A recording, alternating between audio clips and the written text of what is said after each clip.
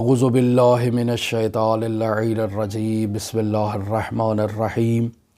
الحمدللہ رب العالمین الصلاة والسلام علی اشرف الانبیاء والمرسلین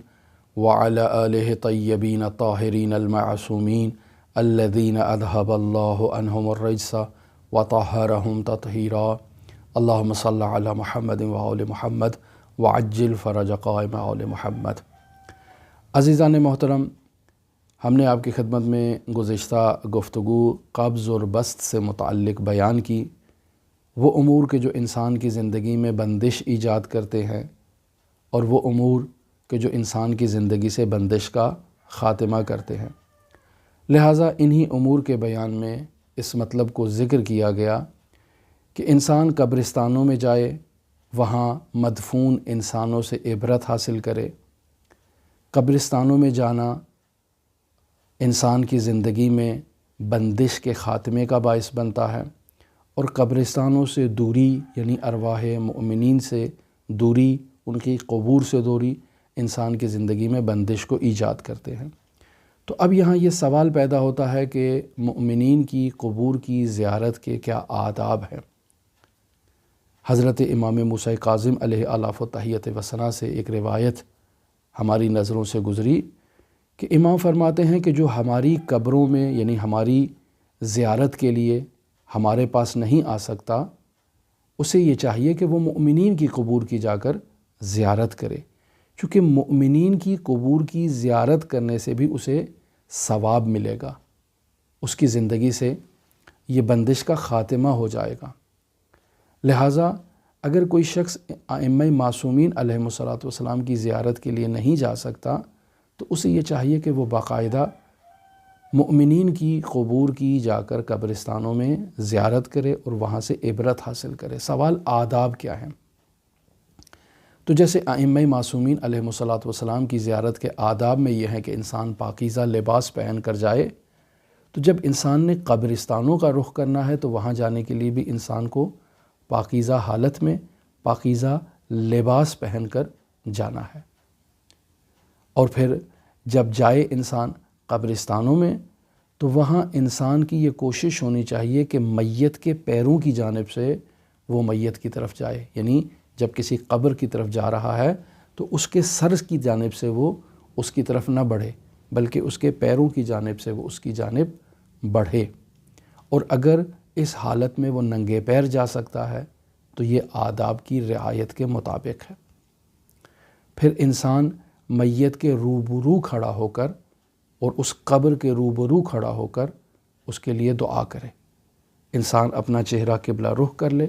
اور جس قدر ممکن ہو سکتا ہے انسان وہاں اس میت کے لیے اور اس قبر کے لیے قرآن مجید کی تلاوت کرے، سورہ یاسین کی تلاوت کرے، سورہ اخلاص کی تلاوت کرے۔ یہ نہایت اہمیت کا حامل ہے۔ پھر انسان قبلہ رخ ہو کر اس میت کے لیے اور اس صاحب قبر کے لیے جا کر دعا کرے، اور قرآن مجید کی جب وہ تلاوت کر رہا ہے تب بھی اس کا چہرہ جو ہے وہ قبلہ کی طرف ہونا چاہیے، اور پاکیزہ پانی کو اپنے ساتھ انسان لے کر جائے اور مؤمنین کی قبور پر اس پاکیزہ پانی کو یعنی پاک پانی کو مؤمنین کی قبور پر ڈالا جائے۔ یہ آداب میں سے ہے۔ اور اسی طرح سے انسان جب قبرستان میں جا رہا ہے اپنے کسی عزیز و اقارب کی قبر پر تو وہاں اس میت کے لیے صدقہ دے، اس قبر کے لیے اور صاحب قبر کے لیے صدقہ دے۔ یہ انسان آداب ہے، آداب میں بیان ہوا ہے۔ انسان اس قبر کے اوپر ہاتھ رکھ کر 7 مرتبہ سورہ قدر کی تلاوت کرے، یہ آداب میں بیان ہوا ہے۔ اور اسی طرح انسان جمعرات کو مؤمنین کی قبور کی زیارت کے لیے جائے، یہ بھی آداب میں بیان کیا گیا ہے کہ بہتر دن ہے کہ انسان جمعرات کو قبرستان میں جائے۔ اور پھر طلوع آفتاب سے پہلے جانے کی تاکید کی گئی ہے، اور یہ بیان کیا گیا ہے کہ جب انسان طلوع آفتاب سے پہلے قبرستان میں جاتا ہے تو وہ افراد جو قبرستان میں مدفون ہیں وہ انسان کی بات کو سنتے بھی ہیں اور اسے جواب بھی دیتے ہیں۔ لیکن اگر انسان طلوع آفتاب کے بعد جاتا ہے تو وہ انسان کی بات سنتے تو ہیں لیکن اسے جواب نہیں دیتے۔ لہٰذا اگر انسان مؤمنین کی ارواح سے گفتگو کرنا چاہتا ہے تو طلوع آفتاب سے پہلے اسے جانا چاہیے، اور ہم اگر ان کی گفتگو کو نہیں سن پا رہے یا نہیں سمجھ پا رہے تو یہ ہماری طرف سے کوتاہی ہے۔ جس قدر انسان کا رابطہ ارواح مؤمنین سے مضبوط ہوگا، انسان کو ان کی باتیں سنائی دیں گی۔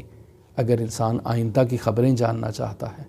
ماضی کے مسائل کے بارے میں جاننا چاہتا ہے، تو یہ قبرستان ہے کہ جو ارواح مؤمنین انسان کو باخبر کرتی ہیں۔ مرحوم قاضی رحمۃ اللہ علیہ کی زندگی سے ایسے واقعات ہم بیان کر چکے کہ جو انہوں نے مجتہد تہرانی سے کہا کہ مجھے جو کچھ بھی معلومات مل رہی ہیں یہ وادی السلام کی برکات ہے۔ یہ اس کے علاوہ آپ دیکھیں کہ آداب زیارت قبور مؤمنین میں یہ بیان ہوا ہے کہ انسان وہاں الحمد کی تلاوت کرے، انسان وہاں سورہ فلق کی تلاوت کرے، سورہ ناس کی تلاوت کرے، سورہ توحید کی تلاوت کرے، آیت الکرسی کی تلاوت کرے۔ یہ وہ قرآنی آیات ہیں کہ جسے انسان مؤمنین کی قبور کے پاس جا کر زیارت قبور مؤمنین کے وقت جن کی انسان تلاوت کر سکتا ہے، اور بطور کلی کہا کہ قرآن مجید کی تلاوت اس کے خاص آداب ہیں کہ انسان قبرستانوں میں جا کر تلاوت کرے قرآن مجید کی۔ پھر رات کو قبرستان میں جانے سے روکا گیا ہے کہ انسان رات کو قبرستان میں نہ جائے، اور پھر جب انسان قبرستان میں جا رہا ہے تو وہاں اس قبر کی طرف متوجہ ہو کر خداوند متعال کے حضور یہ دعا کرے کہ اللہم انی اسألک بحق محمد و آل محمد ان لا تعذب ھذا المیت۔ اے میرے پروردگار، میں تجھے محمد و آل محمد کا واسطہ دے کر تجھ سے یہ التجا کر رہا ہوں، تجھ سے یہ سوال کر رہا ہوں کہ تو اس صاحب قبر پر اپنا عذاب نازل نہ فرما اور اس کو بخش دے۔ لہٰذا انسان قبرستان میں جب جاتا ہے تو ارواح مؤمنین انسان سے خوشحال ہوتی ہیں، اور ان کی ارواح کے خوشحال ہونے سے انسان کی زندگی میں بست کی کیفیت ایجاد ہوتی ہے، بندش کا خاتمہ ہوتا ہے، اور انسان کی زندگی میں کشادگی آتی ہے۔ لہٰذا مؤمنین کی قبور کی زیارت کیا کریں اور ان کی مغفرت کے لیے، ان کی بلندی درجات کے لیے دعا کریں، ان کے لیے صدقات دیں۔ یہ اس دنیا سے اب ان کا ہاتھ کوتاہ ہے، خالی ہے، وہ اس دنیا میں کوئی عمل انجام نہیں دے سکتے، لیکن آپ جو صدقہ جاریہ ان کے لیے کرتے ہیں، یا ان کے لیے کوئی دعا کرتے ہیں، یا ان کی مغفرت کے لیے دعا کرتے ہیں، یا کوئی بھی عمل خیر ان کے لیے انجام دیتے ہیں، تو اس کا انہیں فائدہ ہوتا ہے۔ اور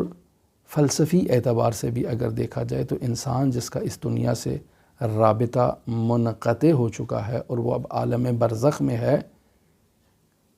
تو اس دنیا میں اس نے جس بدن کے ساتھ زندگی گزاری تھی، انسان اس بدن سے مانوس ہوتا ہے۔ لہٰذا جہاں کہیں بھی اس کی قبر ہو، انسان کی روح اس قبر سے مانوس ہوتی ہے، چونکہ اس کا بدن وہاں پر ہے۔ اسی لیے تاکید کی گئی ہے کہ انسان قبرستان میں جا کر مؤمنین کی قبور پر جا کر دعا کرے، تاکہ عالم برزخ میں موجود ان کی ارواح انسان کے لیے دعا کریں، وہ انسان کی زندگی سے قبض کی کیفیت کو اور بندش کے خاتمے کے لیے خداوند متعال کے حضور التجا کرے۔ ہماری دعا ہے کہ خداوند متعال ہماری تمام تر تقصیرات سے درگزر فرمائے، ہمیں مؤمنین کی ارواح کے لیے کار خیر کرنے کی توفیق عطا فرمائے۔ خداوند متعال حضرت صاحب العصر والزمان کے ظہور میں تعجیل فرمائے، اور ہمیں حضرت صاحب العصر والزمان کے اصحاب و اعوان و انصار میں شمار فرمائے۔ اللہم صلی علی محمد و آل محمد وعجل فرج قائم آل محمد۔